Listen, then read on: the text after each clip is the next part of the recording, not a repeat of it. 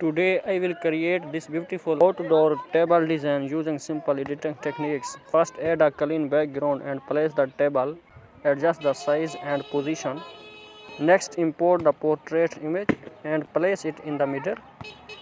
Add a thin border for a professional photo frame effect. To make the design unique, add lace or decorative elements, reduce the opacity and blend them smoothly with the furniture for a realistic look. After that, adjust brightness, contrast and shadows to match all elements together. Finally, add color grading and sharpness for a premium finish. Make it